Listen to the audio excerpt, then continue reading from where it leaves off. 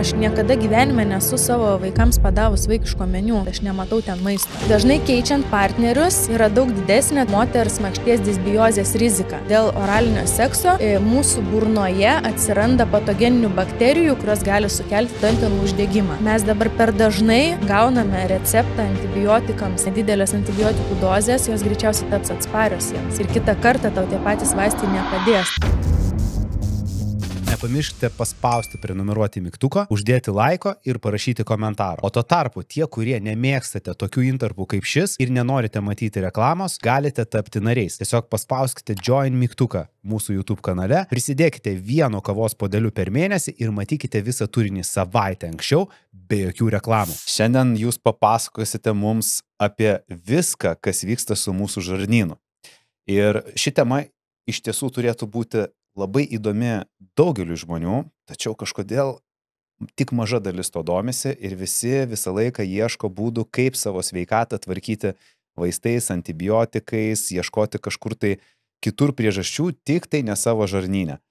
Ir aš visą laiką, kiek pats dirbu su mityba, visą laiką žmonėms sakau, kad mes jaučiamės ir atrodom taip, ką dedame į burną. Tai būtent apie tai šiandien ir pakalbėsime. Tai visų pirmiausia, kodėl tinkama žarnyno veikla yra tokia svarbi kiekvienam iš mūsų. Noriu pabrėžti, kad tai yra pats svarbiausias mūsų organizmo toks kaip centras, pagrindinė sistema, kuri nors ir yra giliai, mes jos nematome, bet tai yra vieta, kuri paskirsto ir maistinės medžiagas, ir padeda jas įsisavinti. Ir jeigu sutrinka mūsų žarnyno veikla, tai gali atsiliepti bet kur organizme. Taip, tai jeigu, tarkim, sutriko virškinimas, mes neįsisavinam tam tikrų maistinių medžiagų, kad ir tų pačių baltymų, tarkim, tai mes pajausime ir raumeninės masės mažėjime, ir imuninės sistemos sutrikimai gali kažkokie pasireikšti, nes baltymai yra ne tik tais raumeniniai masiai, tai yra kaip signalinės molekulės visam kūnui. Iš kitos pusės, pastarieji metai, tai turbūt nuo 2007 metų, kada prasidėjo daugiau tokio gilesnio požiūrio į tą žarnyną, mes daug sužinojome nuo tų metų ir apie žarnyno mikrobiotą, mes atradome, kad žarnynas yra atsakingas už daugybę skirtingų funkcijų ir tai ne vien apie mūsų maistą, ne vien apie maistinių medžiagų įsisavinimą, bet tai yra sąsajos iš esmės su viskuo, kas vyksta mūsų kūne. Paminėjo dabar terminą mikrobiota ir yra keli terminai - mikrobiota ir mikrobiomas. Ir mes šiandien daug linksniuosime šitus 2 terminus, bet gal žmonėm galėtume paaiškinti, kas čia per tokie tai raktažodžiai ir ką tai iš viso reiškia, nes kuomet žmonės išgirsta mikrobiotą, atrodo taip sudėtinga, tolima, mes to nejaučiam, nematom ir iš karto tą temą nustumėm į šoną ir einam žiūrėti kažko linksmesnio. Tai galbūt šiandien paaiškinkime, kas tie 2 terminai yra, kuo jie skiriasi ir iš viso apie ką tai. Tai būtų žarnyno mikrobiota, apibrėžtų mikroorganizmus duotuoju momentu, kurie gyvena žarnyne, įskaitant bakterijas, virusus, parazitus, archėjas, grybus. Ir šiaip iš tikrųjų šiais metais išėjo naujas straipsnis ir tai yra atrasta dar nauja viena gyvybės grupė. Tai yra nedidelės RNR molekulės, tai genetinės medžiagos, nedideli tokie elementai ir pavadino juos obeliskais. Tai mes juos dar tik tais kol kas aptikom, dar tikslių funkcijų nežinom. Kaip faina, kad mokslas dar vis kažką randa. Tai turbūt kasdienybė mokslė tai yra ir labai smagu, kad vis kažkas atrandama. Tai kai kalbam apie mikrobiotą, mes kalbam būtent apie tą gyvybę, apie tas skirtingas gyvybės formas, kurios tuo metu yra žarnyne. Mikrobiomas yra platesnis terminas, kuris apima ne tik faktiškai ten gyvenančius mikroorganizmus, bet ir jų funkcijas, jų veiklą. Taip, tai traukia visą jų genetinę informaciją, visus genus, ką jie koduoja, kaip prisideda prie metabolizmo, kokias medžiagas gamina. Tai mikrobiomas yra platesnis terminas. Tai mikrobiomas yra kaip plačiau, mikrobiota yra dalis to turbūt kažkaip tai gyvybė, tuo metu tos rūšys esančios. Bet kaip pagalvoja, tai kaip pasakėt, parazitai, virusai ir visa tai gyvena mumise, tai atrodo tai baisu, nes mes labai dažnai girdime tų gerų ir blogųjų bakterijų kažkokį santykį, iš viso kas tos geros ir blogos bakterijos, atrodo, kaip pasako blogos, tai kad jų tikrai tik nebūtų, visi mes tik tai galvom apie geras bakterijas. Iš kitos pusės, toj pačioj vaikystėj, vaikus tėvai, kurie labai saugo, neleidžia ten nieko paimti nuo žemės, jie negauna tų blogų bakterijų, tai nesivysto, sako, imunitetas. Vat kaip su tom bakterijom, kiek mes turėtume gauti ir gerų, ir blogų bakterijų, kad mūsų gyvenimas būtų toksai pilnavertis, be baimis. Tai aš tai nemėgstu taip linksniuoti geros bakterijos, blogos bakterijos, nes mes labai daug ko nežinome.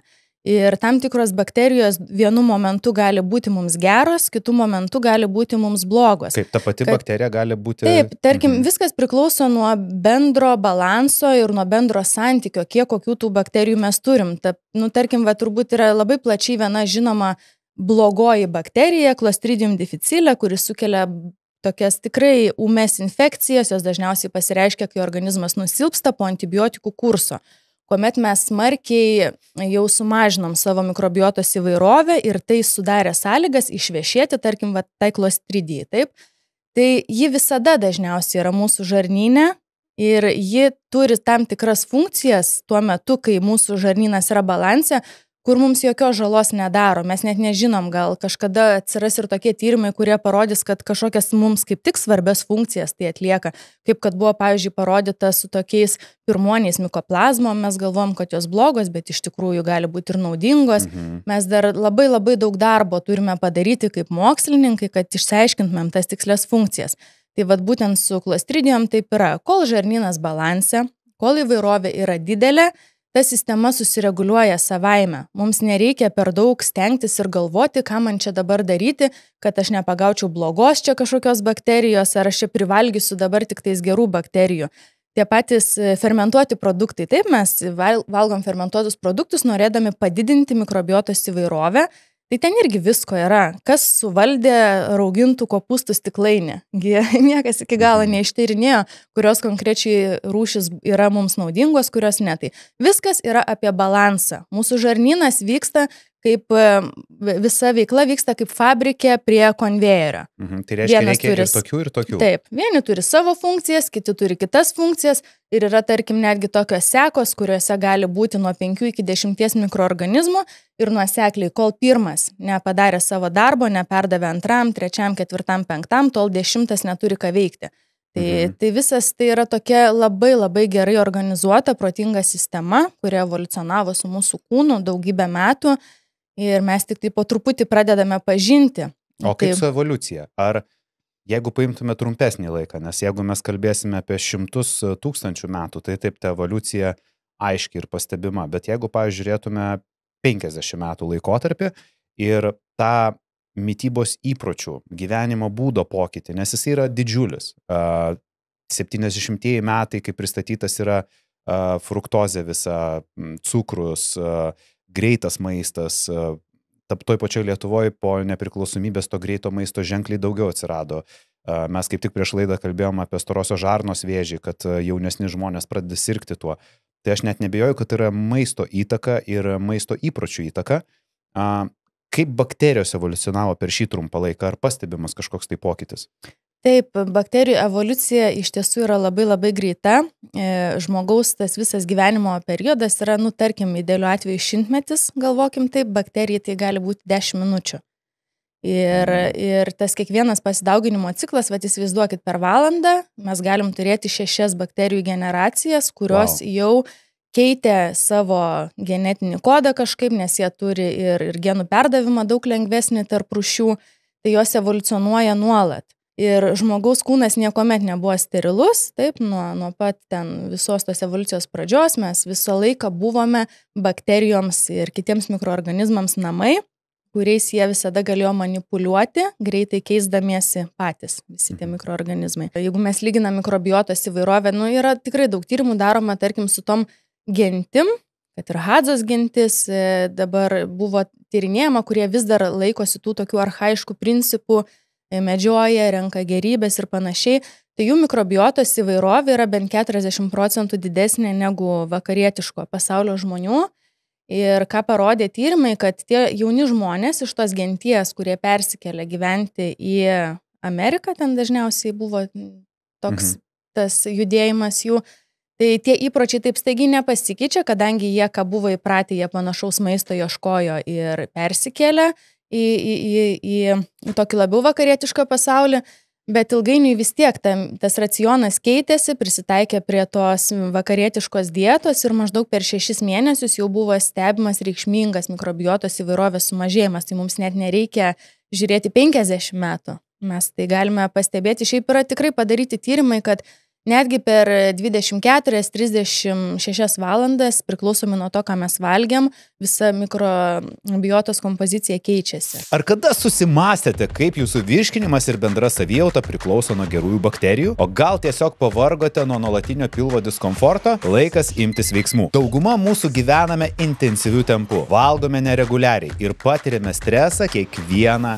dieną. Tai tiesiogiai paveikia mūsų žarnyno mikroflorą. Sutrikusi žarnyno veikla ne tik blogina virškinimą, bet ir gali silpninti imunitetą bei mažinti energiją. Ar skamba pažįstamai? Štai kodėl aš noriu jums pristatyti BioCult. Maisto papildą, kuris padės rūpintis jūsų žarnyno sveikata kiekvieną dieną. Tai daugiau nei paprastas probiotikas. Tai 14 skirtingų gerųjų bakterijų paderinių kombinacija, kurios poveikis yra patvirtintas klinikiniais tyrimais. Bakterijos yra apsaugotos liofilizacijos būdu, todėl jos atsparios skrandžio rūgštims ir pasiekia tikslą efektyviai. Taigi, kuo ypatingas BioCult? Griežta kokybės kontrolė užtikrina, kad kiekvienoje kapsulėje yra būtent tos bakterijos, kurių reikia jūsų organizmui. Be to, genetinis paderinių pastovumas garantuoja ilgalaikį poveikį jūsų sveikatai. Tai yra patikimas sprendimas geresniai savijautai ir stipresniam organizmui. Nebūkite abejingi savo sveikatai. Išbandykite BioCult jau šiandien ir pajusite skirtumą. Aprašyme palikome nuorodą, kur galite sužinoti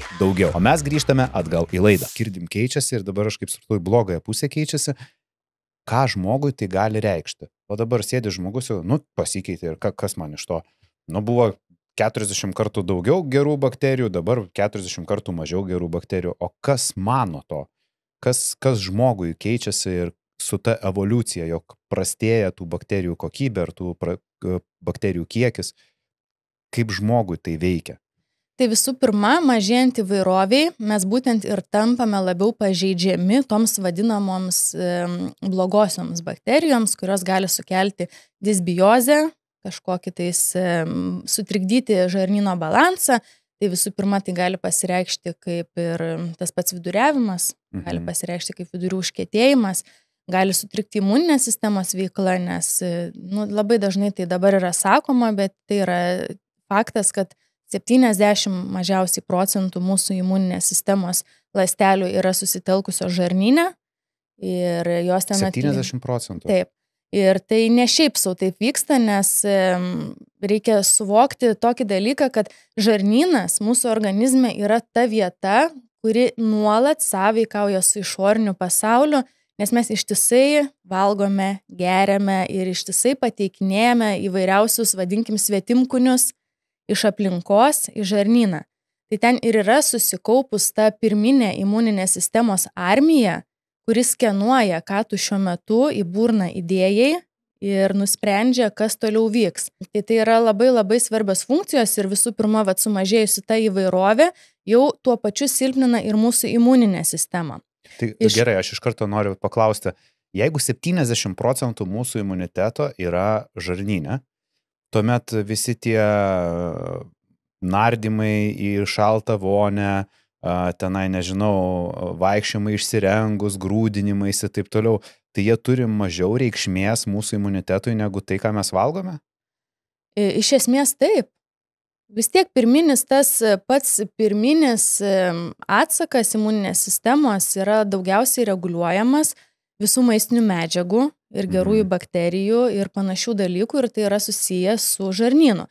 Bet aš jokiais būdais nenuvertinčiau visų kitų tų dalykų, nes antras po to eina, poilsis visą laiką yra svarbus, miegas, ten streso kontrolė ir panašiai, bet yra fizinis aktyvumas. Ir reguliarus fizinis aktyvumas irgi veikia, visi šitie dalykai, koks yra pagrindinis principas, jie mažina uždegimą. Ir jeigu mes neturime organizme papildomo uždegimo, jeigu imuninė sistema stabiliai laikosi, mes esame atsparesni viskam. Tai viskas veikia tokiam vienoj sąsajoje su viskuo, bet mityba vis tiek yra pirminis ir svarbiausias elementas, be kurio niekaip. Aš bandau vesti prie to, kad dažnai girdime, tu dažnai sergi pas tave prastas imunitetas. Ir tada žmogus, kad ir sportuoju, ir atrodo, nu, va čia ir apsirengęs vaikštau, šiltai, net negalėjo niekur perpūsti. Ir visa tai gali būti tiesiog ta priežastis, kad netinkamai maitinuosi ir mano kūnas kažkaip tai susilpnėja ir tą virusą pasigauna, tą peršalimą, kad ir aš bandau tenai ir sportuoti ir šiltai rengtis. Ir tai Taip. visiškai gali būti nesusijęs su tais faktoriais, o tai visiškai gali Taip. būti susijęs su maistu, apie ką žmonės net nepagalvoja. Visiškai teisingai ir be to ir miegas yra labai, tarkim, svarbus. Nu, organizmas nepailsėjęs, neišsivalęs, miego metu mes atsinaujinam, išsivalom šiukšlės visas ir panašiai. Ir stabilizuojasi ir visa hormoninė veikla ir jeigu mes esam nepailsėję ir dar jeigu įtampos daug turim, stresas ir nepoilsis lygiai taip pat silpnina imuninę sistemą. Irgi labai smarkiai prisideda ir fizinis aktyvumas. Ir ta pati streso kontrolė, nes yra aiškiai parodyta, kad, tarkim, jeigu mes organizme turime padidėjusi kortizolio streso hormono lygį, kuris yra jau toksai ilgai būnantis, taip, tai ilgai besitęsianti stresinė situacija organizme, lygiai taip pat žaloja žarnyno barjerą. Žarnynas gali, ta prasme, apie pralaidų žarnyną, nežinau, turbūt girdėję žmonės irgi yra, kuomet atsipalaiduoja jungtis tarp žarnyno ląstelių ir į kraujotaką gali patekti ir ne pačių reikalingiausių medžiagų į žarnyną. Aš net norėčiau daugiau galbūt simptomų aptarti, nes kad žmonės suprastų, kuomet jau reikia pagalvoti apie tai, ką valgome, nes dažnai irgi, na, ir pats save pagaunu, juk suvalgy kažkokią pizzą ir tu sotus, bet tu nepagalvoji, kad tą dieną tu jau likai sotus po tos pizzos ar tenai, nežinau, kokį pusfabrikatį suvalgy, bet kad žarnynui tai jokios naudos iš to ir kad tas sumuojasi kiekvieną dieną ir jeigu tavo įprotis toks yra valgyti kiekvieną dieną prastai, tai automatiškai kenčia tavo žarnynas. Tai kokie dar gali būti simptomai, kurie įvardintų, jog yra kažkokia bėda? Vienas iš jų imunitetas, ne? Suprastėjęs imunitetas. Toliau, ką mes dar galėtume? Bent jau man tai atrodo ten pilvo pūtimas, gal dar kažkas. Kokie dar būtų simptomatikos? Patys pirmiausia vis tiek, jeigu jau kažkas va taip va tikrai negerai, mes pajausime nemalonius pojūčius pačiam virškinamajame trakte. Taip, tai gali būti ir skrandžio kažkokie spazmai, tai gali būti ir pilvo pūtimas, gali būti tas pats viduriavimas. Labai dažnas dalykas yra vidurių užkietėjimas. Ir žmonės kažkodėl to net nelaiko kaip kažkokia problema. Aš pati konsultuoju žmonės ir paklausia, ar reguliariai tuštinate. Sako, taip, reguliariai, tai kas 3 dienas. Oho. Tai yra visokiausių. Aš esu turėjus net ir tokį labai keistą atvejį, kur žmogus sako, man labai gerai virškina maistą ir kai man labai gerai virškina, aš nesituštinu, nes man viskas suvirškina ir aš sako, tik tai užvalgau, kažko, kas man netinka, man sako, iš karto išmatos pradeda formuotis. Tai netgi jeigu mes iki tokių... Čia labai skamba kaip didelis kraštutinumas. Jo, jeigu iki tokių mes nueinam pasvarstymų, kad viskas susivirškina, taip nėra, nes mūsų išmatų gali net iki 70% sudaryti gerosios žarnyno bakterijos, toliau nesuvirškintos medžiagos, netirpios skaidulos ir kiti dalykai, tada pasišalina ir toksinai ir visa kita su riebalais ir kitom ten medžiagom. Tai tuštinimasis, tai yra pirmas dalykas, į ką mes turime atkreipti dėmesį ir ne tik į dažnį, bet ir į konsistenciją, spalvą, kvapą ir visus kitus tos dalykus, kas yra be galo svarbu. Tai yra labai aiškus žymuo apie mūsų žarnyno sveikatą. O kaip dažnai tada tuštinti žmogus turi, kad tai būtų lygu sveika? Žmogus turėtų tuštintis kiekvieną dieną. Ir gali būti, tarkim, aktyvesnis žmogus, sportuojantis žmogus, jis gali tuštintis į dieną ir 2 ir 3 kartus. Viskas priklauso, aišku, ir nuo savijautos. Kad jeigu yra pilvo pūtimas, tai dažniausiai, tikrai bus ir kažkokio lygio ir vidurių užkietėjimas ir kiti dalykai. Tai reikia labai, taip atidžiai sekti tą savo kūną ir čia yra pirminiai tie dalykai, ką reikia žiūrėti. Tada, jeigu mes jau praleidome šitą etapą ir ignoruojame, kaip vyksta mūsų žarnynas, koks yra jo judrumas, kaip dažnai mes tuštinamės, tai pasimatys ant odos, visi bėrimai, žvynelinės, aknės ir kiti dalykai. Tai yra kompleksiniai veiksniai, bet tai vis tiek parodys ir žarnyno sveikatą. Aš esu geras pavyzdys, grįžau iš kelionės vakar, ir mano veidas nesimato, bet yra toks išbertas, nes tai buvo man absoliučiai neįprastas maistas ir mano kūnas labai smarkiai sureagavo. Ir pirmiausia, kur aš matau, tai, tiesiog... Tai gali būti, pavyzdžiui, tie žmonės, kuriuos kankina visokie bėrimai, tai jie turi problemų su žarnynu, o iš tikrųjų ten naudoja kremukus taip toliau. tikisi, kad tie kremai išgelbės, bet tai visiškai eina ne per tą galą. Dažniausiai tikrai taip. O kaip su tais baltymais? Nes dažnai sako, kad beria nuo baltymų perteklius. Ar čia tiesa? Gali tai būti, nes turėti reikia omenyje, kad baltymas tai būtent ir yra tas elementas, į kurį reaguoja mūsų imuninė sistema. Jeigu, tarkim, jis yra nesuvirškintas ir kūne gali kilti ir papildomi kažkokie uždegimai, gali būti nuo perteklinio baltymo, bet jo turi tai būti gerokai O dažniausia padauginta. priežastis kodėl? Nes šiaip tai įvardina kaip dažniausią priežastį. Šiaip su baltymais čia yra dar tokia iš vis atskira istorija, nes reikia žiūrėti baltymo kokybę. Jeigu jūs suvalgysite labai daug vištienos, greičiausiai jūsų neišbers. Bet jeigu mes įdėsim ten į dieną, susipilsim į save 5-6 kaušelius to sportininkų vadinamo baltymo, kuris dažniausiai tai gali būti išrūgų baltymai ar kažkokie, problema greičiausiai net ne pačiame baltyme bus, o bendroj sudėty, tai yra saldikliai, visokie tirštikliai ir ko ten tik nėra, dirbtiniai skoniai ir panašiai. Viskas atsiremia į kokybę, ne į patį baltymo kiekį. Ne čia mūsų mitybos problema, mes dažniausiai esame išberti, nes mes skaidulų nesuvalgiam pakankamo kiekio, o ne dėl to, kad viršijom baltymo kiekį, tarkim. Čia vat būtent dar su tais išbėrimais, tai gal toks dažnai būna bandymas atsisakyti pieno produktų, glitimo ir tas ieškojimas kažkokio stebuklingo produkto, kuris ir sukelia tą visą nemalonų veido bėrimą. Ar yra sąsaja su tuo, ar tai vėlgi yra ženklas, kad ne pats produktas kelia, bet tiesiog žarnyne yra prasta gal situacija, trūksta bakterijų, buvo valgoma blogai ir dabar tie bėrimai yra tiesiog reakcija į tą glitimą ar pieno produktus, nors organizmas puikiai galėtų ir su tuo susitvarkyti. Taip. Ar paprastas žmogus turi gebėti valgyti viską, ar visgi tiek yra daug netoleruojančių, kaip dietologai nemėgsta šito žodžio netoleravimas, nes sako, tokio dalyko nėra, neįrodyta, dar nėra mokslo, kuris įrodo, kad kažko kūnas netoleruoja.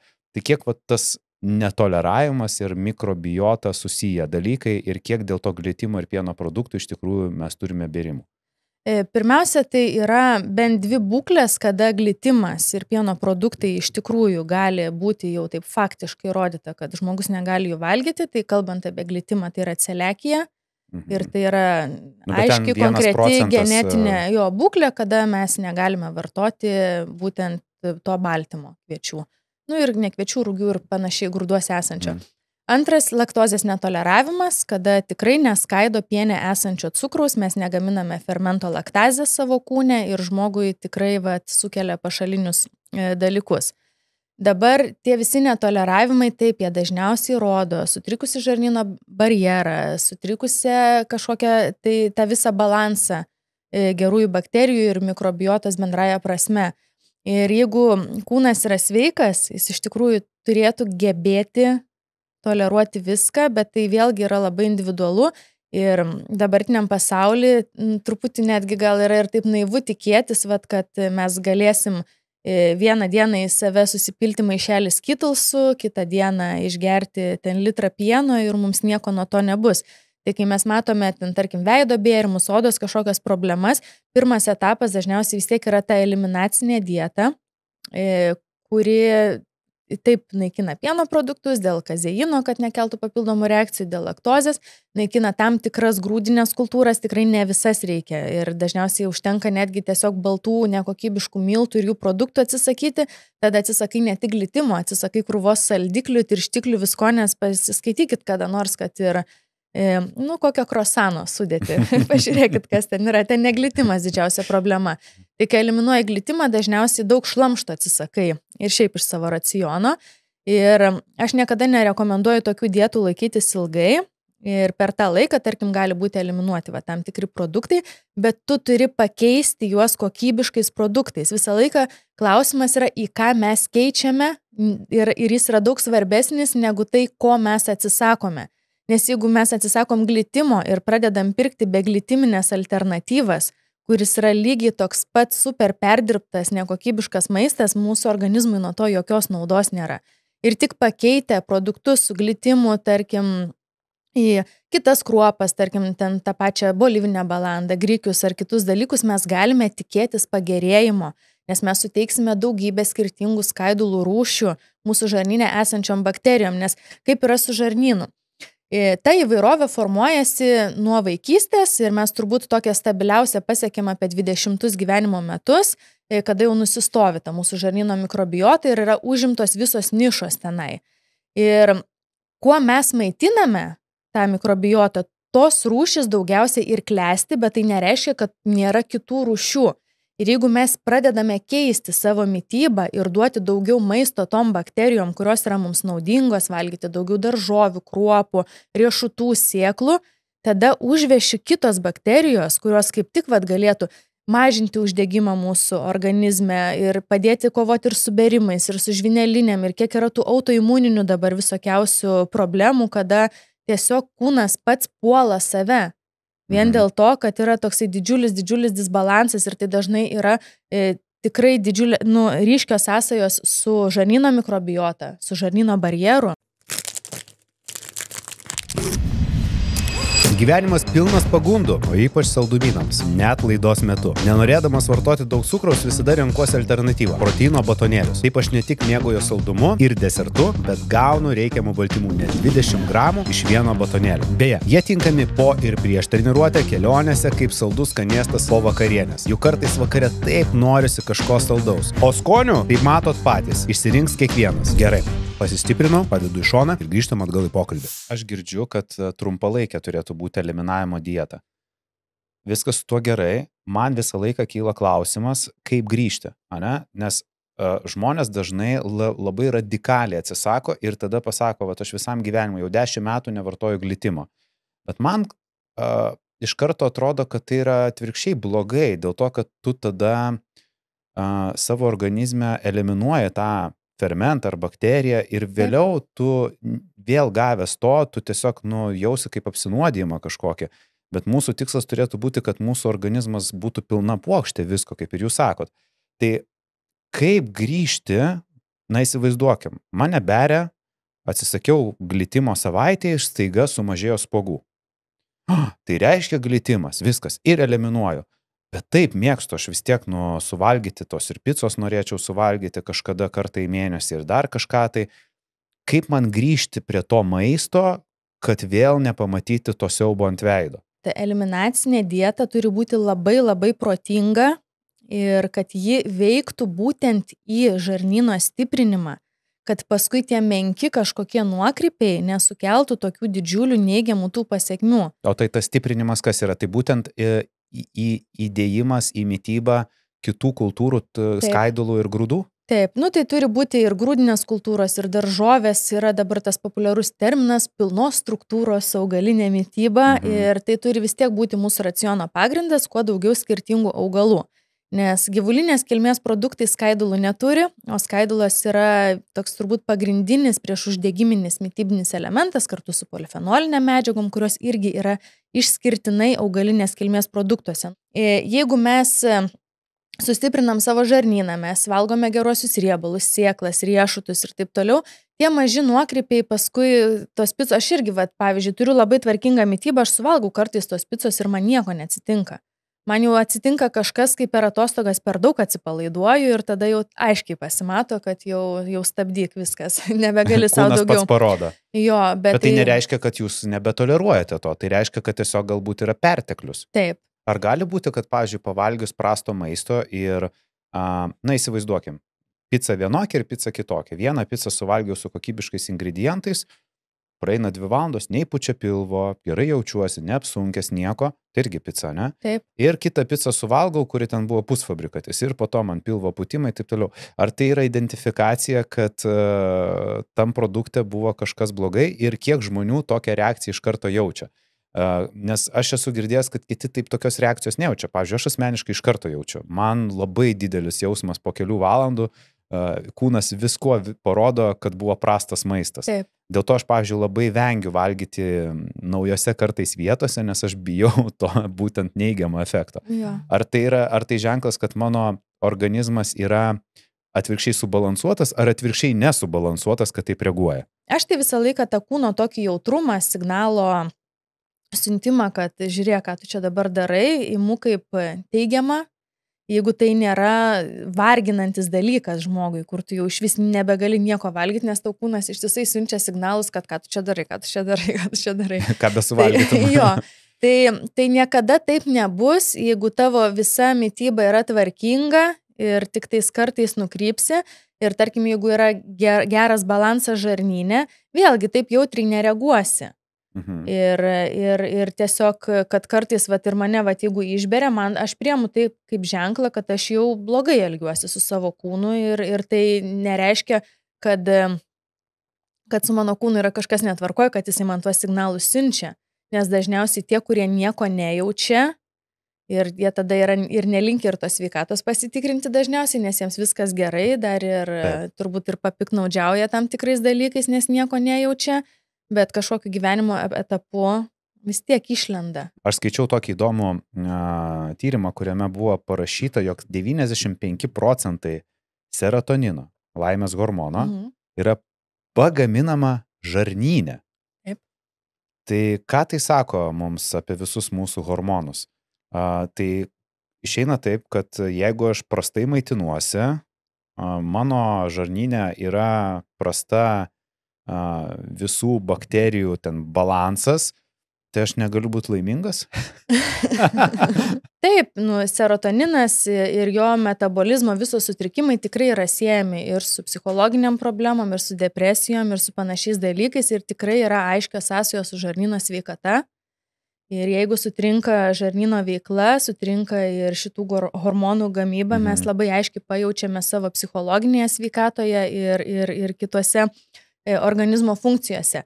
Ir serotoninas netiesiogiai veikia ir kitus hormonus kūne. Taip, ir tas pats ir grelinas, kuris yra alkio hormonas, irgi lygiai taip pat eina signalas iš žarnyno. Ir jeigu mes turime balansą žarnyne, mes greičiausiai turėsime tiksliau veikiančius, labiau mūsų kūnui palankius signalus iš žarnyno, kada mes esame alkani. Lygiai taip pat veikia ir hormoną leptiną smegenyse, kada mes pajaučiame, kad mes jau esame sotus. Ir tarkim, netgi tie patys dabar vis tiek daug kas yra girdėję apie Ozempiką, kuris yra čia didžiulis bumas Amerikoje, svorio kontrolė ir panašiems dalykams. Ir tai yra GLP-1 receptoriaus agonistas, kuris gali prisijungti ir tada taip nuslopinti alkio signalus. Lygiai tokias pačias funkcijas gali atlikti sveika žarnyno mikrobiota, jeigu mes ją teisingai maitiname, duodame teisingus skaidulų tipus ir tie signalai natūraliai organizme susibalansuoja, bet tai tikrai nebus balkšvojo gysločio lobelės, kur žmonės pageria ir galvoja, kad čia viskas. Tai yra tik viena skaidulų rūšis, kuri tokio efekto neturės. Oh my god, aš dabar klausau, tai turbūt ir melatoninas ten ir viskas. Tai, Su melatoninu yra kitas įdomus dalykas. Iš tikrųjų, 95% serotonino yra pagaminami žarnyne ir melatoninas irgi yra gaminamas iš serotonino. Tai čia būtent reikia paminėti žiūrovom, kad tai yra miego hormonas, kuris mus nuramina tam, kad gerai užmigtume. Bet iš esmės, tai tas serotoninas, kuris yra pagaminamas, jo tie kiekiai pakankami tikrai nekerta smegenų to barjero ir melatoninas visgi yra gaminamas, konvertuojamas iš to serotonino, iš tų 5% serotonino, kurie pasigamina smegenyse.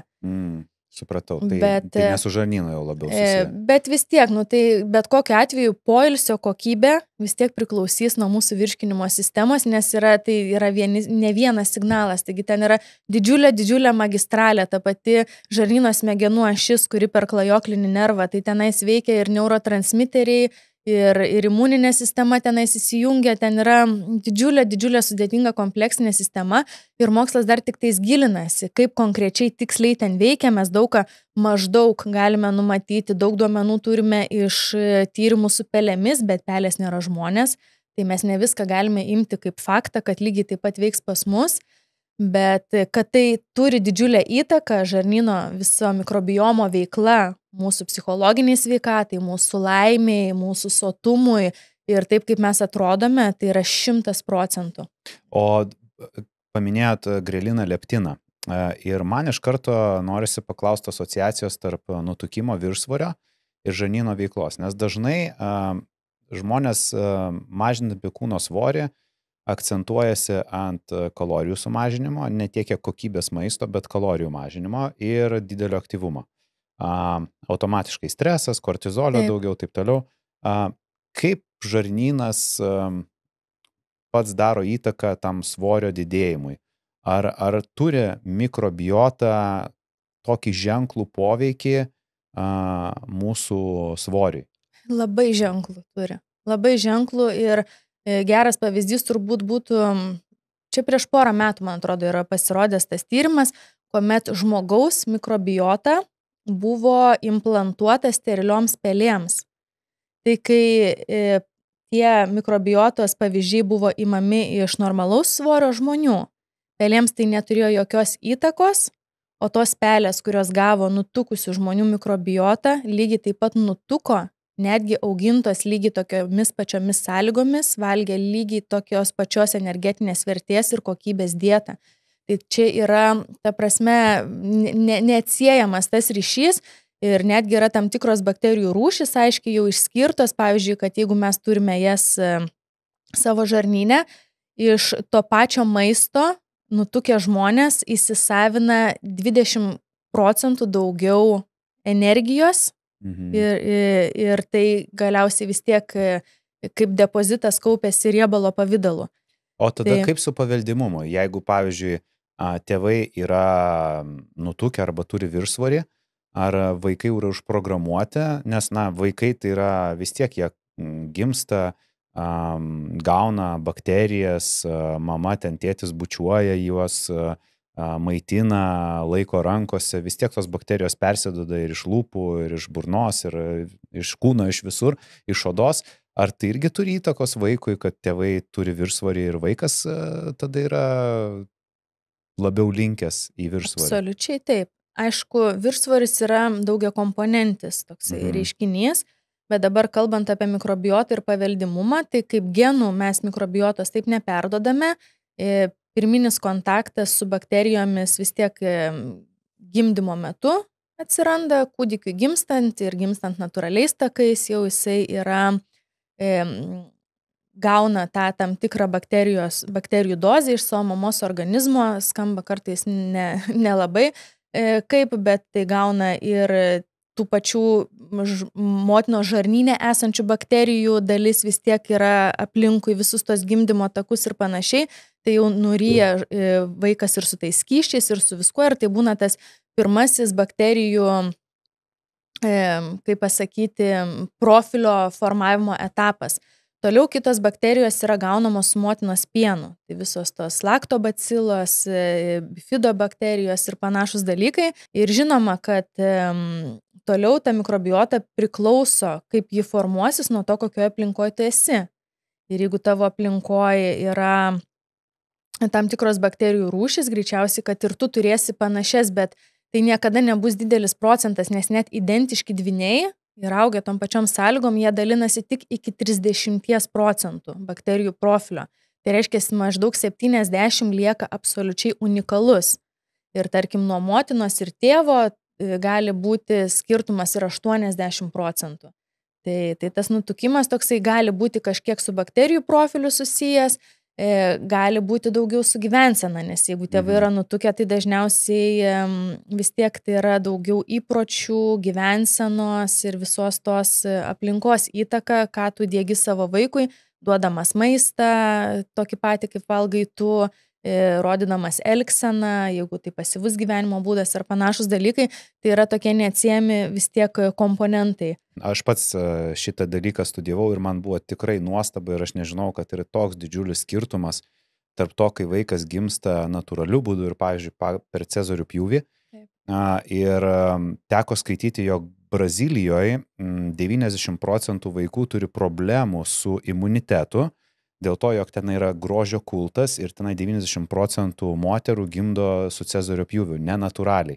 Ir tai yra būtent paremta tuo, kad natūraliai gimstantis vaikas, jisai iš karto gauna išeidamas per makštį laktobakterijų. Galit papasakoti, kaip moterim tam pasiruošti, kad tų bakterijų ir kiekis ir kokybė būtų tinkamas, nes, moteriai tai gaminasi natūraliai, bet vis tiek turi įtakos kažkiek tai ir jos mityba nėštumo metu. Gal galit plačiau apie tai papasakot, kad moteris išgirstų ir žinotų, ką daryti? Tai vis tiek, tai nėštumo pats tas periodas yra 9 mėnesiai iš tikrųjų ir tai yra pakankamas laiko tarpas suformuoti stabilesnę ekosistemą savo žarnyne, kurią tu greičiausiai perduosi paskui ir savo palikuoniui.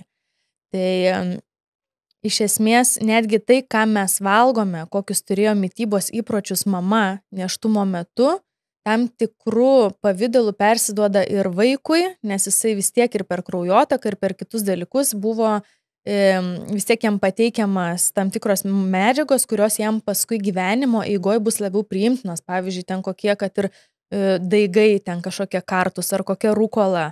Tai jeigu mama tikrai taip atsakingai žalumynus kažkokius valgė, yra daug didesni šansai, kad gimęs vaikas labiau mėgs tokius dalykus. O kokį maistą reiktų moteriai daugiau, kokiam maistui skirti daugiau dėmesio, kad turėti daugiau teigiamų pasiekmių būsimam vaikui? Aš tarkim girdėjęs Aliaskoje tokį įdomų faktą, jog tenai, kodėl vaikai gimsta tokiom dideliom akim. Dėl to, kad moteris valgo labai daug omega-3 rūgščių iš žuvies. Ir pasirodo, omega-3 rūgštys, jos turi didžiulę įtaką regėjimui. Ir dėl to vaikai Aliaskoje gimsta didelėm akim ir su super geru regėjimu. Kur aš irgi buvau nustebęs, atrodo, tai tiesiog maistas, bet kiek turi įtakos vaikui. Kokių dar gal žinot įdomių tokių faktų, kurie turėtų tikrą tokį gerą poveikį? Mityba vis tiek yra kaip visuma, tai ta visuma turi būti tvarkinga. Čia yra labai geras pavyzdys, nes omega-3 rūgštys yra labai labai svarbios ir kūdikio vystymuisi, ir jos smegenims ir panašiai. Bet aš dažniausiai iš maisto neišrankioju tų komponentų, visą laiką žiūriu į visumą ir vis tiek tai pagrindas turi būti labai labai daug skirtingų augalų. Nes tai yra pagrindinis žarnyno mikrobiotos maistas. Ir jeigu mes norime... Mitybos. Absoliučiai taip, tai galim mes ir tos mėsos valgyti. Viskas yra tvarkoj, bet vis tiek bent pusę lėkštės turi užimti daržovės ir tai neturi būti lapai. Ir tai gali būti morkos, brokoli. Aš daug esu labiau linkus visą laiką valgyti tas sunkios masės daržovės, nes aš matau didesnę prasmę už 4 špinato lapus, nes tai turės daug didesnę vertę mano žarnynui, nes ten bus daugiau skaidulų, nes tiesiog ta masė gaunasi didesnė. Tai pusę lėkštės padengiam daržovėm ir visa kita, tai gali būti kokybiška žuvis, ten paukštiena, mėsa, gali būti ankštinės kultūros, kas ankštinės kultūros iš vis yra nuostabus skaidulų šaltinis ir ten yra didžiulė skaidulų įvairovė ir polifenolinių medžiagų. Tai jeigu pavyksta išlaikyti bent 80% to raciono tokio įvairaus, viskas bus puiku, aš kažkaip neperspausčiau irgi su tų besilaukiančių moterų, su tokia didelė atsakomybė, kad tu čia kaip maitinsies, taip tu nulemsi dabar to vaiko. Iš karto toks kilo klausimas, kad būna moterų, kurios nevalgo ten, pavyzdžiui, glitimo arba tų pačių pieno produktų, nesako persiduos alergenai, alergijos, nes čiagi dabar prisiklauso, kad čia alergijų visur pilna, taip toliau, nekokybiškas gal tas ten grūdas ir panašiai. Ar reiktų vengti kažkokių produktų? Apart turbūt pusfabrikačių ir ten kokių žalingų ten transriebalų. Taip. Čia normalu ir gyvam žmogui dar neiščiose, bet ar šitų produktų reikia vengti? Nieko nereikia vengti. Kuo daugiau mes vengiame, tuo daugiau problemų pridarome. Lygiai ta pati situacija buvo Amerikoje su žemės riešutų alergijom. Kai iš visur eliminavo to žemės riešutus, tai dar labiau tenais buvo tas proveržis alergijų ir panašių dalykų. Beje, tikrai pas mus kažkaip šito negirdėti, taip kaip Amerikoje plačiai. Čia žmonės prisikuria tokių problemų, prisigalvoja, prisieliminuoja visiškai be reikalo. Aš visą laiką esu už pilnavertę mitybą, bet kokybišką, neperdirbto maisto didžiulę įvairovę. Ir kuo daugiau mes valgome, kuo daugiau ragaujame, kuo daugiau ragauti nuo ankstyvo amžiaus leidžiame vaikams, tuo geresnį rezultatą turime, kalbant apie alergijas ir imuninės sistemos veiklą. Ir visas tas super sterilumas, ten perdėtas rūpinimasis, valymai, ten tie visi namų, ten kažkas, kad ir tam pačiam vaikui gimus, ten iš karto papurkšta, pavalyta, ten nuplauta. Nereikia taip daryti. Ir nereikia nei patiems taip daryti, nes dabar net vakar tikrai skaičiau labai įdomų tyrimą, kad buvo kelias savaitės žmonės tyrinėjami ir mikrobiotos, būtent įvairovė, jie tiesiog laikydavo rankas purve. tiesiog įkišdavo ranką, mitybos nieko nekeitė, bet va, tiesiog daugiau salčio turėjo su žeme, su purvu, su panašiais dalykais, padidėjo mikrobiotos įvairovė ir teigiamai padidėjo. Tai Kaip įdomu. perdėta... Per odą? Nu vis tiek taip atrodo, tai ir per odą, kažkur pasiliko ant odos, tada dėjai maistą su ta pačia ranka, gi bakterijos visur. Čia mes visas kūnas yra padengtas bakterijom. Ir... Kiek žmogaus kūno sudaro bakterijos ir visi kiti ten gyviai? Žarnyne taip yra skaičiuojama apie 38 trilijonai bakterijų. Tik. Tai čia yra labai labai didelis kiekis jų ir jeigu yra ir tokių, jeigu mes imtumėm visą kūną, tai galėtų būti ir 100 trilijonų. O svoris yra kažkoks? Apie 2 kilogramai. Kai sakėm, kad 9 mėnesiai yra pakankamas laikas sukurti tinkamą mikrobiotą tam, kad gimtų sveikas, pilnaverčio imuniteto turintis vaikas. Ar mes galime taip drastiškai pakeisti mitybą ir pakeisti savo žarnyno veiklą visą ir mikrobiotą, jeigu, tarkime, na va dabar klauso mus žmonės, kurie turi prastą mitybą, valgo bet ką, išgirdo ir galvoja, tai va, kodėl aš taip daug sergu. Kiek laiko reikia tam, kad iš prastos būklės pereiti į tą sveiko žmogaus mikrobiotos būklę? Esmė tai vis tiek yra procesas pats ir kiek ilgai mes išlaikom tą įprotį. Tai tarkim, galėjo kažkoks pokytis įvykti, tarkim, per parą, per 2 paras, kažkoks pokytis įvyks per savaitę, kažkoks per 3 mėnesius, kažkoks per 6 mėnesius. Tos bakterijos yra labai skirtingos. Vienos auga greitai, kitos auga ir dalinasi lėtai. Bet esmė yra ta, kad kaip ilgai mes sugebėsim išlaikyti tą teigiamą pokytį. Jeigu jis įvyko greitai, mes turime nuosekliai toliau laikytis visų tų įpročių, kad tas poveikis išliktų.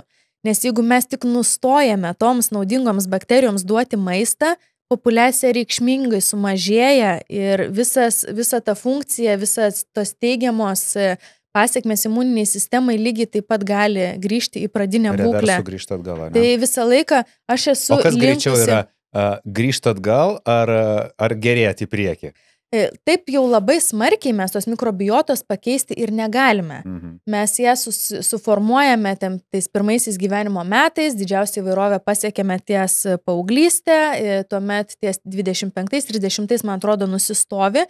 Ir tie pokyčiai jie jau tokie yra vis tiek menkesni, imant tą visą populiaciją. Tai čia dabar išeina, kad didžiausia atsakomybė yra tėvams pirmais vaiko gyvenimo metais. Taip, absoliučiai taip. Ir kuo tas vaikas labiau izoliuotas ir valgo skurdžią dietą ir neįvairią, vat kaip aš tikrai dažnai stebiu, kad vaikai vos ten 4 produktus valgo iš vis ten. Bet čia yra ir restoranų ir kavinių problema dėl to, kad dažniausiai suaugusių meniu yra pilnavertis, o vaikam yra pasiūlytas vaikiškas meniu pilnas šlamštas. Panaikinčiau iš vis tuos vaikų meniu, aš niekada gyvenime nesu savo vaikams padavus vaikiško meniu, nes ten dažniausiai nėra ką valgyti, aš nematau ten maisto. Tėvai, kurie turite vaikų, jokių būdų nemaitinkite vaikų iš vaikiško meniu. Kartais gal ir galima ten rasti kažką kokybiško, bet dažniausiai tikrai labai labai prastas maistas būna siūlomas vaikams. Taip. Tai iš esmės dabar grįžtant prie tų mikrobiotos pokyčių, tas pats antibiotikų vartojimas, mes matom, kad po antibiotikų kurso mikrobiotos įvairovė gali sumažėti apie 30%. Ir ar jinai atsistatys ar neatsistatys, absoliučiai priklauso nuo to, kaip mes elgsimės po to antibiotikų kurso. Ir kažkam gali pasirodyti, kad aš pagersiu gerųjų bakterijų, bet yra netgi 18 metais Izraelio mokslininkų atliktas tyrimas, kad ten nebuvo labai didelė imtis tų žmonių, ten iš viso 21 tyriamasis buvo, suskirstyta į 3 grupės, bet kokia esmė, kad tie, kurie vartojo berods 12 skirtingų kultūrų bakterijų papildą, jų mikrobiota atsistatinėjo lėčiau negu tų, kurie iš vis nieko nevartojo, tik tais maistą. Tai reiškia, kad tos naujos rūšis, kurias mes įdėdavome į burną to tyrimo metu, gal netgi trikdė kitų bakterijų, kurios buvo man reikalingos atsistatymą. Nes mūsų žarnyno mikrobiotos yra labai labai skirtingos. Tarkim, mes matomės pirmą kartą gyvenime tai mūsų žarnyno mikrobiota gal tik tais 10% sutampa, gal 13% tik tai. Visa kita yra absoliučiai unikalu. Jeigu susitiktume dažniau, greičiausiai ta mikrobiota supanašėtų. Netgi Tai taip. yra taip, tokie tyrimai netgi O tai vykdomi. kaip čia, lašeliniu to būdu persiduoda? Visaip, ir liečiantis, ir sveikinantis, ypač kartu valgant, o tie žmonės, kurie kartu gyvena, tai dar daugiau pasidalina tos mikrobiotos dėl bendros higienos, bendrų daiktų naudojimo ir tiesiog laiko buvimo kartu. Tarkim, ten vyrai su moterimis, žmonos su vyrais, jeigu jie palaiko artimus santykius, intimius santykius, dar daugiau pasidalina. Ir tarkim, šiai dienai mano mikrobiota tikrai yra daug labiau panaši į mano vyro, negu mano ir mano mamos. Nes mes kartu nebegyvenam, tai čia didžiausia įtaka yra. Noriu čia sustos šiek tiek ir turbūt pasigilinti šią temą. Bus labai pikantiškai ir įdomu. Tai koks yra ryšys tarp sekso ir intimių santykių ir mikrobiotos? Nes, tai yra labai intimu ir ką tai mums duoda, ką tai mums reiškia, kuomet mes sutinkame visiškai svetimą žmogų, su kuriuo surišame savo gyvenimus, mes esame genetiškai nesusiję, tas žmogus atėjęs iš vienos aplinkos, buvo augintas visiškai kitaip pirmus 2, 3, 5, 10 metų, aš buvau augintas kitaip ir dabar, kai mes dalinamės tą mikrobiotą, ar mes vienas kitam perdodam ir gėrį, ir blogį, ar mes pasiėmam tik gėrį ir kokią įtaką mes vienas kitam padarome?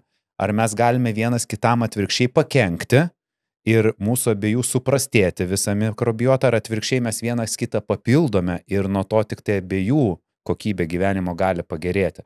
Kaip su tuo apsikeitimu? Ir taip, ir taip. Jeigu, pavyzdžiui, jūs turite lytiškai plintančių ligų, tai greičiausiai blogį pasidalinau. Savo partneriui perduosit ne pačius geriausius mikroorganizmus, kurių jis nenorėtų turėti. Bet tai pagrindinė bakterijų mainai ir sklaida vis tiek vyksta per bučinius. Vėlgi tai yra tas pats virškinamasis traktas, kur mes turime ir didžiulę burnos mikrobiotos įvairovę. Ir tai čia yra tie pirmieji tokie, kad mes bučiuodamiesi, glaustydamiesi, liesdami, keičiamės odos mikrobiotą, keičiamės burnos mikrobiotą. Ir tai gali būti ir naudinga labai. Iš kitos pusės mes galime ir tam tikrą patogeninę bakteriją perduoti, bet šiaip iš esmės tai neturėtų daryti didelės žalos. Ir ilgainiui mūsų mikrobiotos panašėja su mūsų partneriais ir tie, kurie dažnai bendrauja, tai ir tarkim, ir tarp draugų, tarkim, jeigu mes daug laiko leidžiam su tam tikrais žmonėmis, gali būti apie 18% tapatumas mikrobiotos, o su artimiausiais mūsų žmonėmis mes taip iki 20-25% mikrobiotos dalinamės. O ką tai gali reikšti žmogui? Kas tada įvyksta? Tarkim, pavyzdžiui, ar aš galiu tada pradedu toleruoti kažkokius produktus, kurių netoleravau, nes apsikeičiau tam tikrom bakterijom ir staiga klausyk, pradėjau kažkaip anksčiau nuo picų pilvo pūti, o dabar nebepučia. Klausyk, čia gal tavo įtaka? Įvairiai gali būti. Gali būti. Esmė kokia yra, mes turime tą didžiulę mikrobiotos įvairovę, bet tarkim, pas jūs vienos bakterijos gali vykdyti tas pačias funkcijas, pas mane kitos. Tai nebūtinai tai gali funkciškai išsitransliuoti į kažkokį tokį labai konkretų pokytį. Mes tiesiog galbūt pasidalinsime ir ta didesnė įvairovė sustiprins mūsų imuninę sistemą. Mes tapsim atsparesni patogeniniams kažkokiams bakterijoms, virusams ir panašiems dalykams. Ir tarkim, kalbant apie lytinius santykius, tikrai yra pastebėta, kad dažnai keičiant partnerius yra daug didesnė, tarkim, moters makšties disbiozės rizika. Kada tavo kūnas vis naujas ir naujas bakterijas bando pažinti, o tarkim, jeigu tai yra reguliarūs lytiniai santykiai, 2-3 kartus per savaitę, tai mikrobiotos stabilumas didėja apie 23%. Nes nėra, ta prasme, čia jau kaip palaikom ir higieną tvarkingą ir panašius dalykus, kadangi po lytinių santykių maždaug 24-47 valandas pas moterį tokia disbiozė vis tiek jinai dėl pH skirtumų ir dėl kitų dalykų truputį tenais įvyksta, persitvarko tos bakterijos, bet maždaug per 48 valandas vėl ten viskas stabilizuojasi. Jeigu mes turime pastovius santykius su pastoviais partneriais, tai tada... Tai kas čia reiškia, kad dažnesnis seksas yra blogai moteriai?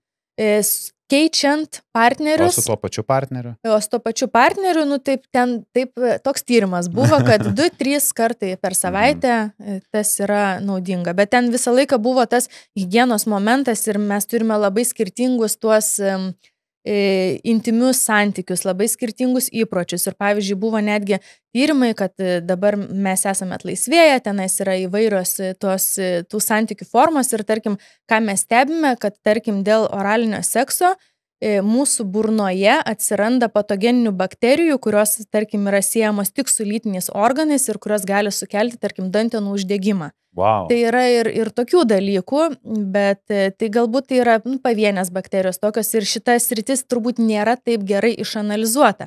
Dar labai įdomus tyrimas buvo vykdomas tarp vyrų, homoseksualų, kurie santykiauja su vyrais. Ir mes iš labai senų laikų žinome, kad, tarkim, homoseksualai turi didesnę riziką turėti žmogaus imunodeficitą, taip, pasigauti živ virusą.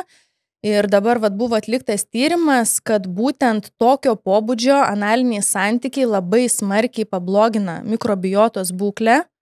Nežinau tiksliai, kodėl taip yra, bet mažėja įvairovė bakterijų, didėja patogeninių bakterijų įvairovė, tai atsiliepia imuniniai sistemai ir būtent tokie vyrai tampa imlesni žmogaus imunodeficito virusui. Tai dabar išeina, kad jeigu yra rizika susirgti dantenų problemom ir mes visai nesenai praeitą savaitę turėjom pokalbį su seksologu ir jisai sakė, kad tai jau oralinis seksas tai yra jau didžiausio pasitikėjimo tarp partnerių toksai kaip ir etapas ir tikrai daugelis tą daro, tai kaip mes to galim išvengti, nes tai yra vis tiek natūralu, žmonės tai daro, ar tada reikia to atsisakyti, kad to išvengti. Jeigu labai myli, greičiausiai turi susitaikyti ir su dantenų uždegimu.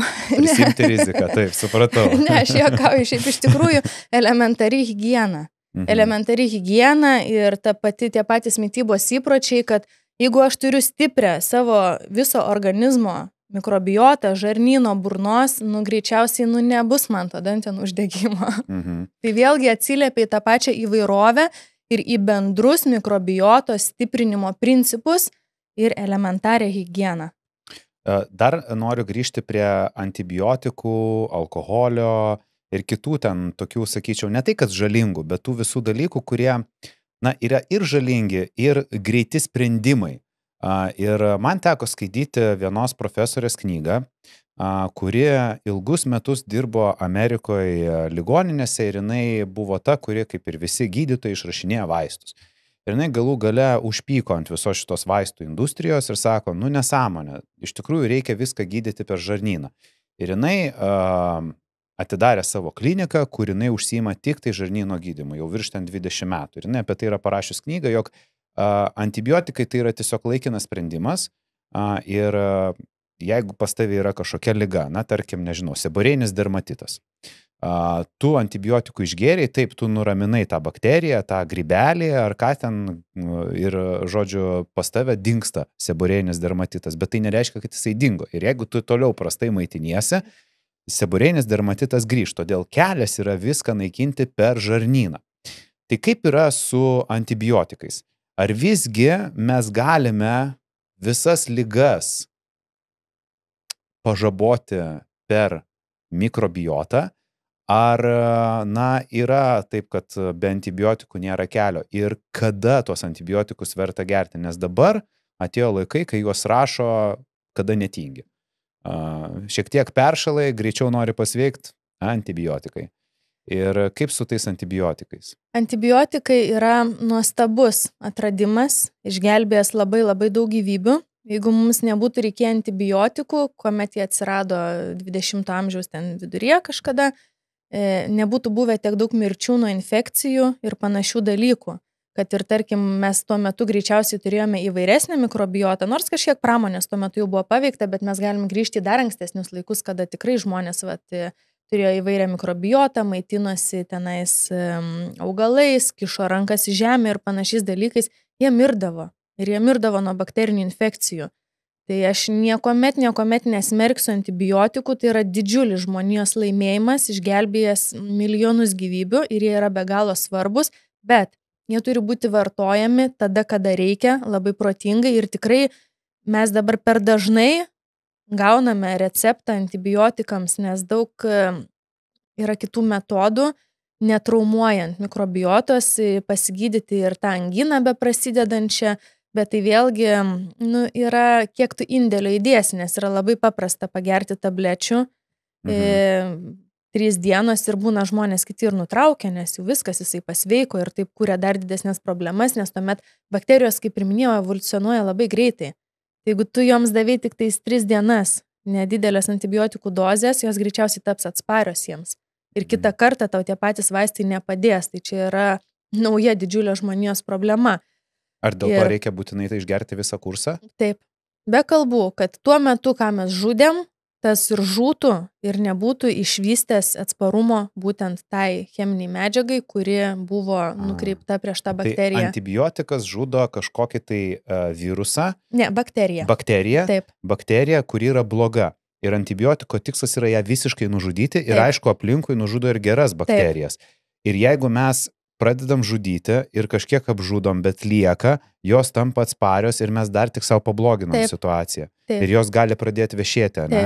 Taip, įgauti atsparumą ir kitą kartą jau reikės ieškoti kitų vaistų ir pasaulis tikrai dabar susiduria su didelėm problemom, kada yra antibiotikais nebeįveikiamos bakterijų rūšis. Bet čia patys žmonės tada iškėlė šitą problemą dėl to, kad, jie tiesiog pasijaučia šiek tiek geriau ir galvoja, jau nebereikia ir metai. Taip, aš net esu mačiusi tokių atvejų, kad liko, mama gėrė savaitę, čia kelios tabletės liko, mane čia kabina sloga, tai išgersiu, negalima niekada taip daryti. Tai pirminė problema yra, kad gal gydytojai kartais nenori prisimti rizikos, nes tu nežinosi, ar tas žmogus sugebės išsigydyti be antibiotikų, tai gydytojai yra tikrai daug saugiau jam išrašyti tą vaistą ir tu žinai, kad žmogus pasveiks. Niekas per daug nesigilina, kas tuo metu atsitiks su tavo visom kitom kūno bakterijom, nes vienas antibiotikų kursas apie 30% tikrai sumažina mikrobiotos įvairovę ir net ne visa ta įvairovė atsistatys. Kartais mes išnaikiname tam tikras rūšis, kurios niekada nebesugrįš į mūsų žarnyną. Ką daryti, pavyzdžiui, su helikobakteriu? Net ten be antibiotikų niekaip. Be šansų.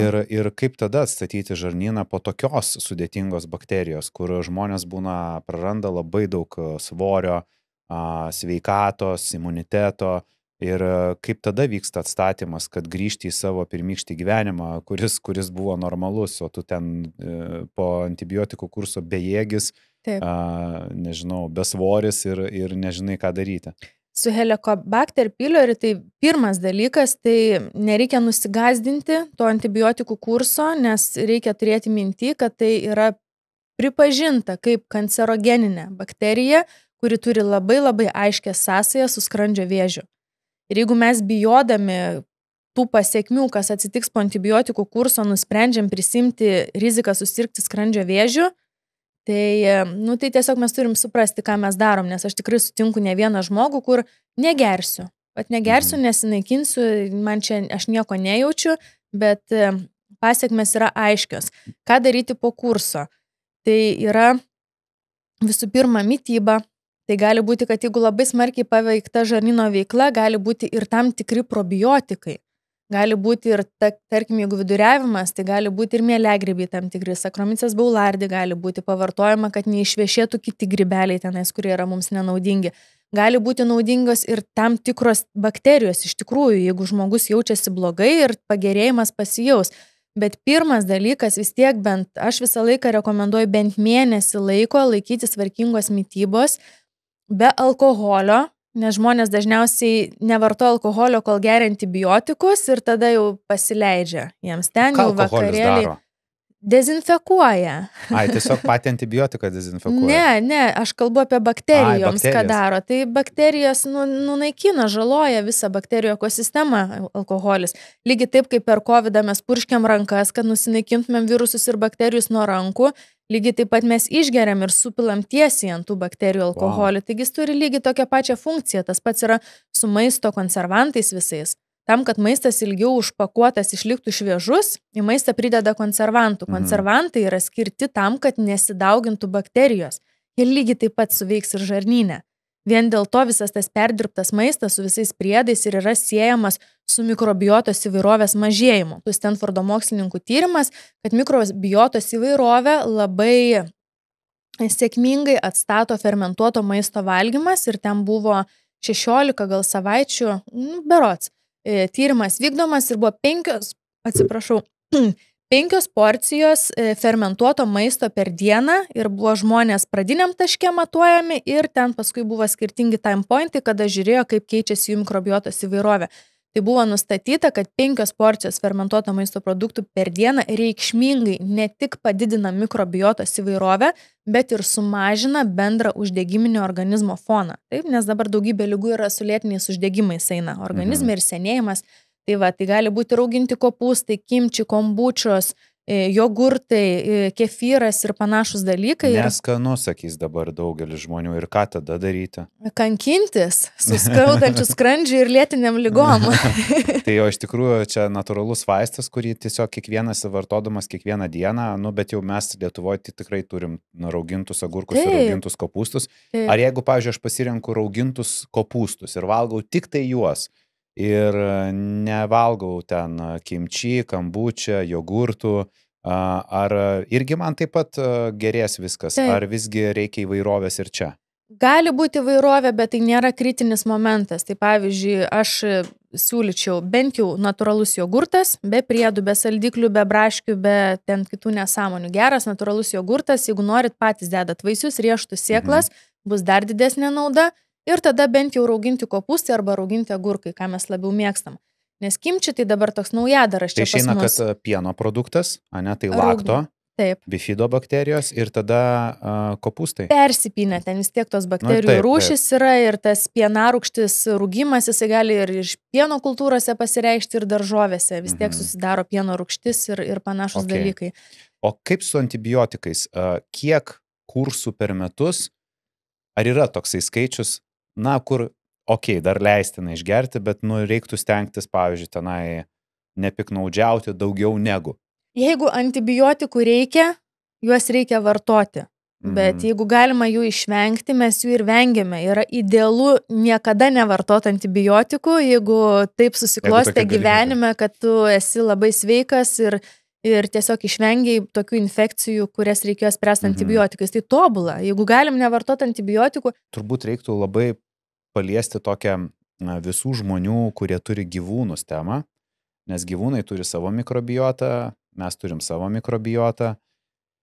Ir kokią turi įtaką gyvūnai mūsų savijautai, mūsų žarnyno veiklai, nes vis tiek visi mes tos gyvūnus ir apkabinam, ir pabučiuojam, ir gyvūnai mum lūpas palaižo, kai kurie ir nevengia iš viso su tais ten šunim ir katėm bučiuotis, kai kurie vengia to. Turėjom čia gydytoją Gavelienę, kuri sakė, kad jokių būdų negalima su gyvūnais nei miegoti vienoj lovoje, nes yra didžiulė rizika pasigauti ir virusus, ir bakterijas, kurios po to ten vos išgydomos. Kaip su tais gyvūnais? Kiek prisileisti ir jeigu netgi mes prisileidžiam, ką profilaktiškai kitaip daryti, o gal tiesiog nedaryti ir viskas čia gerai, gal mes iš jų dar daugiau visko gauname, nors sunku patikėti, nes jie ten ant žemės daug ko prisilaižo ir prisivalgo, ko mes turbūt patys nelaižytume. Šiaip tais augintinių turėjimas yra siejamas su didesnė mikrobiotos įvairovė ir tai mums yra naudinga ir netgi vaikai, kurie augo su augintiniais, jeigu augo fermoje iš vis tobula, jie turi tikrai stipresnį imuninę sistemą, greičiausiai dėl įvairesnės mikrobiotos.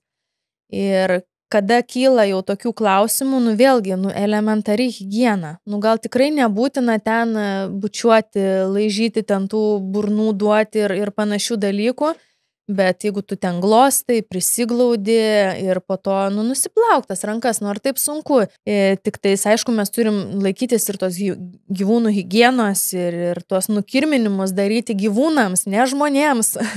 Nes dažnai profilaktiškai sugalvoja žmonės pas save kirmelės pasinaikinti, bet iš tikrųjų tai reikėtų gal gyvūnuose pirmiausia naikinti. O kiek gerai ar blogai tą daryti? Nes aš asmeniškai irgi tai daręs, ten yra tokie papildai Helmintex, man atrodo, ar kažkaip vadinasi, kur homopatiniai jie kaip ir yra, tai juos rekomenduojama kas pusę metų pragerti žmonėms turintiems gyvūnus. Ar čia geras patarimas, gal aš klaidą dariau? Jeigu aš sukurčiau tokį papildą, aš jums rekomenduočiau kas 3 mėnesius sugerti. Supratau. Bet iš esmės, galima pasidaryti tyrimą, juk iš išmatų ir pažiūrėsi, turi tu tų kirmėlių kažkokių ar neturi, nes anksčiau tai buvo labai dažna praktika, kada profilaktiškai duodavo sugerti ir vaikams ten nuo tų kirmėlių, bet kuo toliau, tuo labiau jos atsisakoma yra, nes galbūt tai nėra pats prasmingiausias dalykas ir mes iki galo nebūtinai kažką teigiamo padarysim savo kūnui vartodami medžiagas, kurių mums greičiausiai nereikia.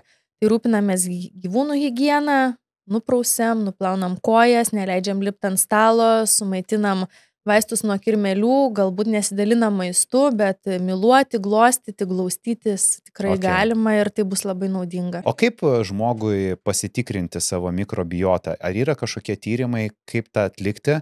Išgirdau išmatos. Ar tai yra vienintelis būdas ir ką mes ten galime pamatyti? Yra skirtingi tie priėjimai prie pati mikrobiota, ką mes kalbėjom, tai yra tuo metu gyvenančios bakterijos. Tai tarkim, aš matau prasmę galbūt pasitikrinti patogeninės. Jeigu mes matom, kad jau kažkas yra blogai, tai yra tikrai mikrobiotos konkrečiai tyrimai, kada yra nustatomos konkrečios rūšys tuo metu esančios organizme, tai yra daugiau mikrobiologinis metodas, kada yra išskiriamos ar neturi patogenų, ten gali būti ir E. coli kokie išviešėjus, ir kitos bakterijos, ar ten salmonelos ir panašiai, jeigu tikrai jauti didžiulį kažkokį ten nemalonumą savo tam žarnyne. Kiek yra prasmės mikrobiomo tyrimus darytis, kur jau yra genetiniai tyrimai, kur žiūri tenais visą tą visumą, genetinę įvairovę, nežinau, nes mes iki galo netgi nežinom, kokias funkcijas, kokios bakterijos atlieka ir ką mes su ta informacija darysim, nes reikia turėti omenyje, kad skirtingų gyvenimo periodų mes gausime skirtingą rezultatą. Skirtingas tyrimo metodas vėlgi parodys skirtingą rezultatą, netgi skirtinga laboratorija darydama tuo pačiu metodu, jums pateiks skirtingą atsakymą.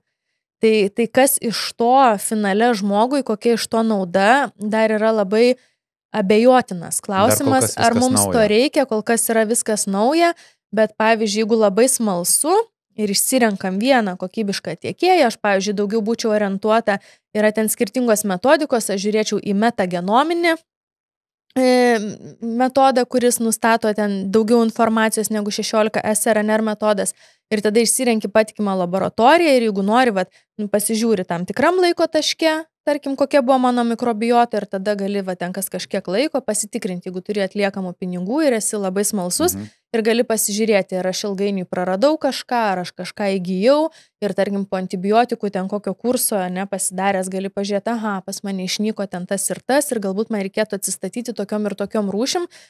Šiai dienai tai truputį gal ir skamba kaip tokia diagnostinė fantastika, nes retas čia, kuris norės kas kažkiek laiko susimokėti po 300-400 eurų tam, kad pasižiūrėtų, ypač jeigu žmogus net realiai nesupranta nieko apie tas bakterijas.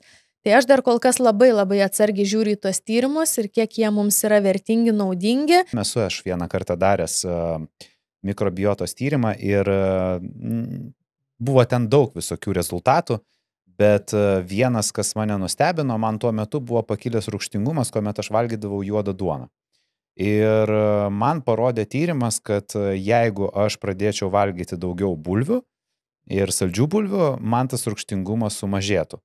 Ir kuomet aš pradėjau tikrai daugiau bulvių valgyti, man šitą problemą išsisprendė. Ir aš tikrai buvau nustebęs, kad tyrimas galėjo tokį dalyką parodyti.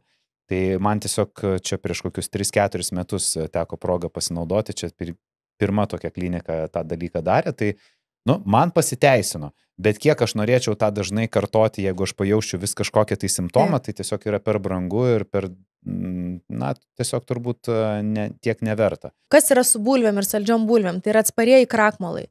Atsparieji krakmolai, taip pat kaip skaidulos, taip pat kaip polifenoliai yra gerųjų bakterijų maistas ir mes, kai traukiame daugiau skirtingo bakterijų maisto, mes turime tą didesnį įvairovę. Tai jums tiesiog užbūstino tam tikrų rūšių bakterijų augimą, kur galėjo padėti susitvarkyti visą tą balansą. Paprasta. Aš kai tai žinau, man paprasta ir tada aš tiesiog žinau, ką aš per savaitę maždaug turiu suvalgyti, kad visi laimingi būtų. Kad visos bakterijos. Jo. O mes kalbėjom apie evoliuciją ir jūs dažnai užsiminėte evoliucionuoja. Šiek tiek pafantazuokime, kas laukia mūsų po 10, 20, 30 metų, jeigu bakterijos taip greit evoliucionuoja, o mitybos įpročiai po žmonės tik blogėja. Smagu, kad mes kalbam apie tai, smagu, kad mes juos raginam maitintis geriau, grįžti į tuos pirmykščius laikus, taip kaip mūsų net seneliai maitinosi ir pasirodo, jie turėjo geresnę mikrobiotą negu mes. Kur mes link einam? Kas mūsų laukia? Ligų atžvilgių, savijautos atžvilgių, kokios yra grėsmės, jeigu tas evoliucionavimas tik tai spartės į blogąją pusę? Tai evoliucija kol kas tikrai juda ta linkme, kad mikrobiotos įvairovė mažėja, mes turime mažiau naudingų bakterijų rūšių savo žarnynuose ir tai yra, taip glaudžiai susiję su tuo, ką mes valgome, kad nežinau, kas dar glaudžiau šitam pasauliu galėtų būti susiję. Tai jeigu mūsų mitybos įpročiai ir toliau bus paremti visa ta greito maisto kultūra, greito nekokybiško, mažos maistinės vertės maisto kultūra, skaidulų neturinčio maisto kultūra, tai ta ligų pandemija tik aštrės ir mes turėsime dar daugiau autoimuninių ligų atvejų, visų metabolinių sutrikimų, tas pats viršsvoris, antro tipo diabetas ir kiti dalykai, tai yra neatsiejama nuo žarnyno sveikatos. Ir pavyzdžiui, šiuo metu, ką mes jau dabar stebime, kad tokia vėžio forma kaip storosios žarnos vėžys, jinai anksčiau buvo labiau paplitusi tarp vyresnių žmonių nuo 50 metų. Šiai dienai tai yra smarkiai jaunėjanti liga ir mes matome, kad tai yra, jeigu mes kalbam apie onkologinių ligų mirtingumą, tai žmonės iki 50 metų didelė tikimybė, kad jeigu mirs nuo onkologijos, kad tai bus storosios žarnos vėžys. Ir tai yra labai labai aiškios sąsajos su žarnyno mikrobiotos įvairovės sumažėjimu, su uždegiminiais procesais žarnyne ir visa tai yra prastos mitybos rezultatas, kuomet mes maitiname ne tas bakterijas organizme, kurios turėtų būti pamaitintos. Ir jeigu mes valgome perdirbtą maistą, daug cukraus turinti maistą, transriebalus, emulsiklius, visus kitus dalykus, daug raudonos mėsos, kuri pati iš savęs apdirbimo procese įgyja ir kancerogenų, ir nitratų visokiausių. Ir dar kitas dalykas, raudonos mėsos perteklius, ką daro, jisai maitina tokias bakterijos rūšis, kurios gamina trimetilaminą, kuris yra kepenyse verčiamas į trimetilamino oksidą, kuris yra aiškus kancerogenas mūsų kūnui ir dar labiau didina tų visų onkologijų rizikas. Tai prognozės yra liūdnos. Jeigu mes toliau iš tikrųjų taip gyvensim, kaip gyvenam šiai dienai, tingėdami atsikelti nuo sofos, toliau užsisakinėsim šlamštą tiesiai savo į namus, aš nematau, kad čia kažkur tais bus proveržis, nes vis tiek ta visa sveikatos apsaugos sistema, mokslas ir taip toliau, taip, viskas žengia į priekį, bet žmonių populiacijoje tos ligos bus taip paplitusios, kad tikrai ne kiekvienas sugebės sulaukti laiku tos pagalbos. Nes, pavyzdžiui, mes dabar matom, kad mikrobiotos transplantacija, taip, tai yra iš esmės išmatų liofilizuotų transplantavimas atgal tau iš žarnyną, iš kito sveiko žarnyno turi labai labai gerą poveikį ir sumažina ir uždegimą ir atstato tą įvairovę, bet aš nežinau, kiek žmonių tai bus prieinama. Ir galbūt mes už 10 metų galėsime absoliučiai modifikuoti savo žarnyno mikrobiotą, gal mes galėsim kurti kažkokias ir transgeninės, kažkokias genetiškai modifikuotas bakterijas, kurios labai konkrečias funkcijas turės mūsų žarnyne, bet mes nesame garantuoti. Mes šiai dienai esame garantuoti tik tais tuo, ką galime padaryti patys. Tai ką aš siūlyčiau daryti, tai valgyti daugiau skaidulų, daugiau daržovių, daugiau spalvų, daugiau polifenolių. Ir tai bus pirmas ir labai labai reikšmingas toksai žingsnis vardan visos žarnyno sveikatos ir teisingos evoliucijos. Nes jeigu mes laiku pakeisime savo mitybos įpročius, mes galim labai smarkiai ir pagerinti tą situaciją. Tai nebūtinai gali būti situacijos pabloginimas, klausimas yra mūsų sąmoningume ir kiek mes prisiemam atsakomybės už visą tą didžiulę ekosistemą esančią mūsų organizmuose. Labai ačiū. Va čia tai finalinis žodis.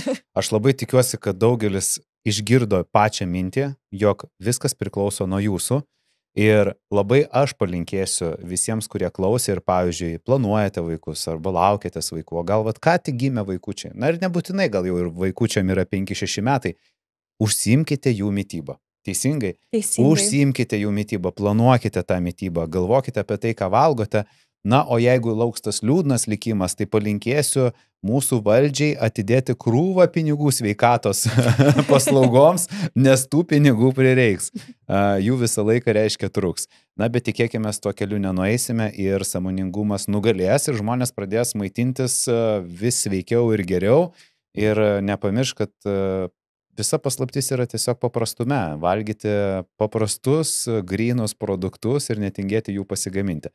Tai ačiū labai, Indrė, ačiū, kad atvykote ir pasidalinote savo žiniomis, o mes su jumis susitiksime jau kitą savaitę ir kaip visada nepamirškite uždėti laiko, parašyti komentaro ir aišku paspausti mygtuko prenumeruoti.